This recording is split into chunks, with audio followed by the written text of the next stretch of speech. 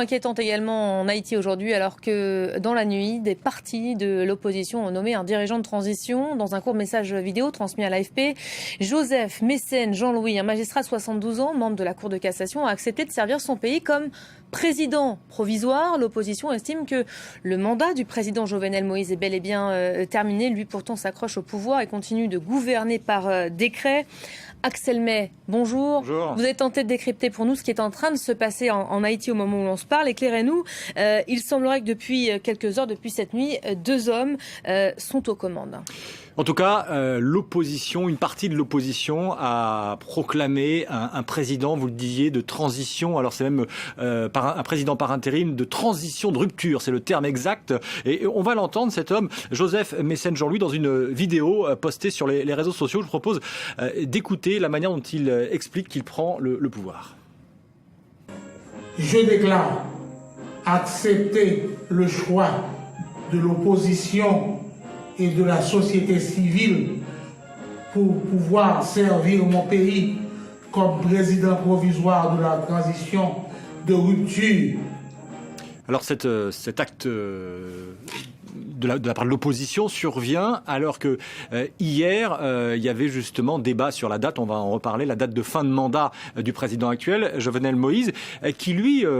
avant qu'on ait vent de cette vidéo sur les réseaux sociaux, a redit qu'il était bel et bien le président de la République haïtienne en exercice et qu'il avait l'intention de rester 1 an encore. Et il a rejeté les accusations de dictateur. Vous savez, la dictature, quand on parle d'Haïti, de la dictature, on pense évidemment à tout ce qui s'est passé dans les années 60, 70 et 80 avec les Duvalier père et fils. Et voici ce que disait hier encore le président de la République haïtienne en exercice selon lui.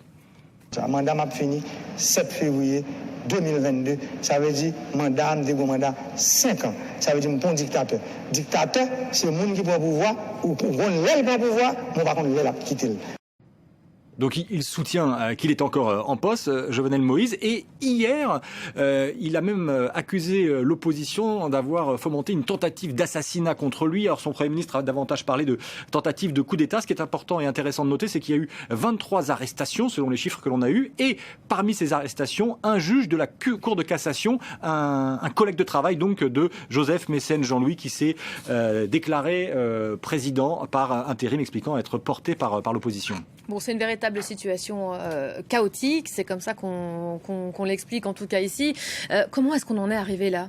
Cette fameuse date du 7 février, l'opposition dit que c'est le 7 février 2021 que le mandat présidentiel en cours se termine, c'est-à-dire hier, et le président dit pas du tout, c'est dans 1 an, parce qu'il y a eu des élections en 2015 qui ont été annulées, puis à nouveau en 2016, et donc l'opposition parle des élections de 2015 comme point de départ, lui dit non, c'est les élections de 2016, d'où cette interprétation de la Constitution différente selon le pouvoir en place ou selon que l'on est de l'opposition. Ce qui est certain, c'est qu'il y a aussi une partie de la société civile qui demande le départ de Jovenel Moïse, mais que lui, c'est important de le souligner, il a reçu le soutien des États-Unis pour dire qu'il est toujours en place. Donc situation chaotique dans un pays qui est habitué malheureusement au chaos sanitaire, chaos sécuritaire et là, chaos politique. Merci beaucoup Axel pour le décryptage de la situation, pas évident ce matin avec ces 2 hommes qui revendiquent le pouvoir.